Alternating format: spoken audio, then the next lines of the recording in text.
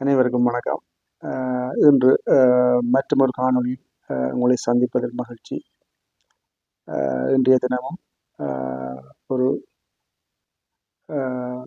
வித்தியாசமான தலைப்புடன் உங்களை சந்திக்கின்றேன். அந்த வகையில் நகைச்சுவை என்ற விடயம் உண்மையிலேயே எல்லா மனிதரிடமும் இருக்க வேண்டிய ஒரு விடயம் நகைச்சுவை.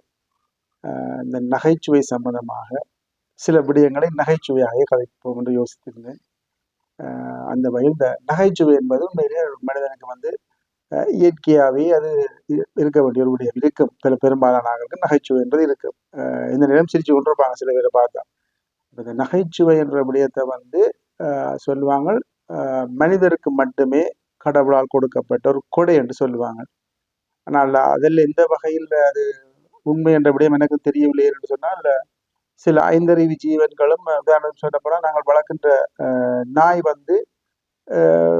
எங்களை பார்த்தா சில உள்ள இந்த காதுகளை காடியெல்லாம் சிரிக்கும். அப்படிதான் வேற மிருகங்கள். நகைச்சுவை மனிதருக்கு மட்டும் இருப்பென்பது இவ்வளவு தூரம் உண்மை என்ற விடயம் எனக்கு தெரியவில்லை. ஆனால் மனிதருக்கு அது இயற்கையாகவே உண்மையிலே கொடுக்கப்பட்ட ஒரு கொடை தான் நகைச்சுவை என்ற விடயம். அது இயற்கையாகவே அமைய வேண்டும். ஆனால் எல்லா மனிதரும் நகைச்சுவையாக இருக்கிறோம் என்று கேட்டால் அதுவும் ஒரு கேள்விக்குரிய விடயம் தான். சில பேர் இருக்கிறாங்க என்னன்னு சொன்னா, எவ்வளவுதான் நீங்க நகைச்சுவையை சொன்னாலும் சிரிக்க மாட்டாங்க, அம்மண்டிருப்பாங்க. அப்போ அது அவங்களோட குணம். அவங்கள நாங்கள் சிரிக்க பண்றதே கஷ்டமா இருக்கும்.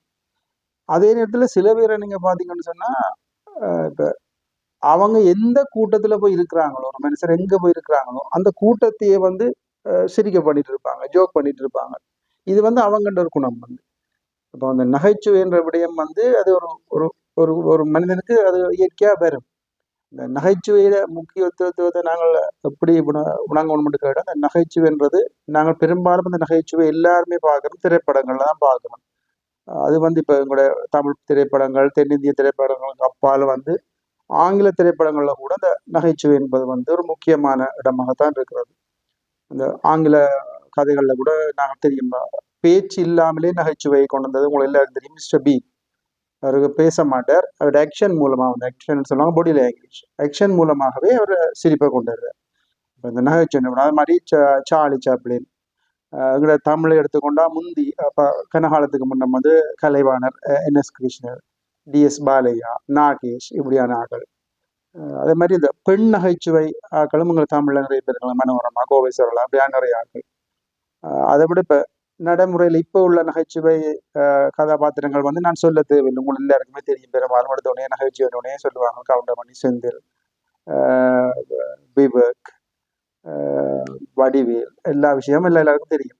அந்த நகைச்சுவையோட முக்கியத்துவம் ஒரு திரைப்படத்தை எடுத்தாருனாங்க, 3 மணித்தியால திரைப்படத்தில் குறைந்தது அரை மணித்தியாலம் 1 மணித்தியாலம் நகைச்சுவை கண்டு ஒதுக்குவாங்க. இந்த நகைச்சுவை அவ்வளவு ஒரு முக்கியமான விடயம்.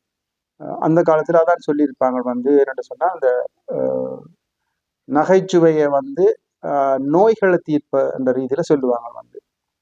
அதற்கு ஒரு பழமொழியும் சொல்லுவாங்க, என்னன்னு சொன்னால், இன்று நேற்று இல்லை, பழைய காலத்திலிருந்தே சொல்லுவாங்க, வாய் விட்டு சிரித்தால் நோய் விட்டு போகும் என்பார்கள். உண்மைதானது.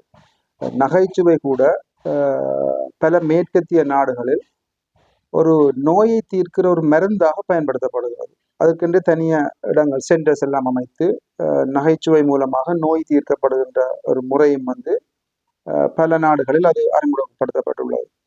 எனவே இந்த நகைச்சுவையாக இருக்க வேண்டியது உண்மையிலேயே ஒரு மனிதனை அவனை ஒரு ஆயுளை கூற்று ஒரு விடயமாக கூட இப்போ நாங்கள் பார்க்கலாம். என்னன்னு சொன்னா, நெடுக தொடர்ச்சியாக நாங்கள் மனிதர் நிறைய பிரச்சனைகளை எதிர்கொள்ளும் பொழுது சில விஷயங்களை நாங்கள் நகைச்சுவையாக இருக்கும் பொழுது அந்த பிரச்சனைகள் எல்லாம் மறந்து நாங்கள் சிரிக்கைக்குள்ள எங்களோட ஆயுள் கூடுவதாக விஞ்ஞான ரீதியாக கூட நிரூபிக்கப்பட்டுள்ளது. எனவே இந்த நகைச்சுவை என்ற விடயம் உண்மையிலேயே ஒரு ஒரு ஒரு அழகான விடயம். அது எல்லா மக்களும் நகைச்சுவையா இருக்க கற்றுக்கொள்ளணும். நாங்கள் தென்னிந்தியாவில் எடுத்துக்கொண்டோம்னு சொன்னால், அந்த நகைச்சுவைக்கென்றே தனியான சேனல்கள் இருக்கு. தனியான சேனல்கள் நகைச்சுவை ஆங்கிலத்துல 2 வகையா சொல்லுவாங்க. ஒன்று ஜோக் ஒன்று சொல்லுவாங்க, இன்னொன்று காமெடி என்று சொல்லுவாங்க. ரெண்டுக்கும் இடையில சின்ன வித்தியாசங்கள் இருந்தாலும் பொதுவாகவே நகைச்சுவை என்ற ரீதியில் தான் அது பார்க்கப்படுகின்றது. தமிழ் மொழியில் எடுத்துக்கொண்டால் நகைச்சுவை பொறுத்த வரைக்கும் இந்த சினிமா நகைச்சுவைக்கு அப்பால் நகைச்சுவையை வழங்குவதற்கென்று சில மனிதர்கள் கூட இருக்கிறார்கள். உங்களுக்கு தெரிஞ்சிருக்க திண்டுக்கல் லியோனி, அதே மாதிரி முற்பட்ட காலத்தில் இருந்தவர் இப்பொழுது அவர் இறந்து விட்டார், தென்கட்சி கோ சுவாமிநாதன் என்று சொல்லி. உண்மையில் அவருடைய நகைச்சுவைகள் வந்து 90 கால பகுதியில் மிகவும் பிரபல்யமான ஒன்று. அவ்வாறாக அந்த நகைச்சுவையின் முக்கியத்துவத்திற்கு ஏற்ப வந்து அந்த நகைச்சுவையை வந்து ஒரு வாழ்வில் எவ்வளவு ஒரு அங்கமாக கொண்டு வந்திருக்கிறார்கள் என்ற விடயத்தை நாங்கள் நோக்க வேண்டும். எனக்கு இன்னொரு விடயம் வந்து ஞாபகம் இருக்கிறது. நாங்கள் படிக்கும் காலத்தில் என்னோட ஃப்ரெண்ட் ஒரு ஆள் அவன் நல்லா ஜோக் அடிப்பான் வந்து அவனோட உண்மையான பெயர், அவனுக்கு 2 பேர் இருக்குது, ஒரு வீட்டு பேர். ஆனால் அந்த எல்லா பேரையும் விட அவனை நாங்கள் சிரிப்புன்னு சொன்னா தான் அவனை தெரியும். ஏன்னு சொன்னா அவன் வந்தா ஜோக் அடிப்பான். இன்று வரைக்கும் நாங்கள் அவனை சிரிப்புன்னு தான் கூப்பிடுவோம். அப்போ அதனால வந்து அந்த ஜோக் அடிக்கிறதுக்கு சில பேர் வந்து அதை இயற்கையாக வேறுமா அவங்களுக்கு சும்மா வந்தாலே ஜோக் அடிப்பாங்க வந்து. அப்போ அந்த விஷயத்துல வந்து உண்மையில வந்து அந்த நகைச்சுவை என்ற விடயத்தை வந்து நாங்கள் ஒரு ஒரு ஒரு வாழ்க்கையில ஒரு மிக முக்கிய அதற்காக வாழ்க்கையே ஜோக்காக போகக்கூடாதுன்னு சொல்லுவாங்க. வந்து ஜோக்ன்றது இருக்கதான் முடியும், நகைச்சுவை இருக்க வேண்டும். வாழ்க்கையே நகைச்சுவையாக இருக்கக்கூடாது. நகைச்சுவை கொடுக்கக்கூடிய இடங்களில் நகைச்சுவையாக இருக்க வேண்டும். சில இடங்களில் வந்து நகைச்சுவை இல்லாமல் நாங்கள் சீரியஸாக இருக்க வேண்டிய இடங்களும் இருக்கு. அப்படியே இடங்களில் சீரியஸாக இருக்க வேண்டும். எனவே இந்த நகைச்சுவை என்ற விடயம் வந்து உண்மையிலேயே வந்து ஒரு மனிதனை வந்து சந்தோஷமாக வைத்திருக்கக்கூடிய ஒரு ஒரு நல்ல ஒரு கருப்பொருளாகத்தான் பார்க்கப்படும். அந்த நகைச்சுவை இன்றைய பொருளுதல் கூறி ஒரு நகைச்சுவையான கதையுடன் கூட இதை காணொலியை நிறைவுறுத்தலாம் என்று எண்ணியுள்ளேன். என்று சொன்னால் நான் கேள்விப்பட்ட ஒரு கதை தான். ஒரு ஒரு வெளிநாட்டு மனிதர் ஒரு ஆள் இருந்தவர். அவருக்கு வந்து என்னன்னு சொன்னா தனக்கு நல்லா உடம்பு வச்சுட்டேன்னு சொல்லி அவர் ஃபீல் பண்றாரு. நல்லா உடம்பு வச்சுட்டேன்னு சொல்லி. அப்போ அவர் என்ன செய்தாருன்னு சொன்னா உடம்பை குறைக்க வேணும். எல்லாருமே கேள்வி பண்ணது வாங்கிட்டாங்க. அப்போ உடம்பை குறைக்கணும் இவர் என்ன செய்தார், ஒரு ரயில்வே ஸ்டேஷனுக்கு போய்கொண்டிருக்கல அங்க பார்த்தா ஒரு இந்த வெயிட் அளக்கிற ஸ்கேலிங் மிஷின் ஒன்று இருந்துச்சு, வெயிட் அளக்கிறது. இவர் அதுல போய் ஏறி நின்றா அந்த மிஷின் வந்து சொல்லும், வாயால சொல்லும் என்ன பிரச்சனை, என்ன ஜோக் ஏதோ ஒன்று அதை சொல்லும். அந்த மிஷினுடன் சொல்லிச்சுதான் வந்து தயவு செய்து இந்த இயந்திரத்தில் ஒரே நேரத்தில் ஒருவர் மட்டும் ஏறி நிற்கவும் சொல்லிச்சுதான். இவர் உடனே இறங்கினா இவருக்கு எப்படியோ இந்த உடம்பை குறைக்கணும் என்று சொல்லிட்டு அவர் என்ன செய்தார், அங்கேருந்து ஒரு ஃப்ளைட் எடுத்து அமெரிக்காவுக்கு போயிட்டு அவர் அங்கே இந்த வெயிட் குறைக்கிறதுக்குன்னு அங்கே சில இடங்கள் இருக்கும், சில சென்டர்ஸ்கள் இருக்கும். அப்போ ஒரு சென்டர்ஸுக்கு போனாலும் அங்கே போனால் அந்த சென்டர்ஸில் வந்து வெயிட் குறைக்கிறதுக்குன்னு சில பேக்கேஜ்கள் வச்சுருந்தாங்க. வந்து அதில் வந்து நார்மல் பேக்கேஜ், மற்றது வந்து விலை கூடின பேக்கேஜ், அப்படி 2 பேக்கேஜ் இருக்கு.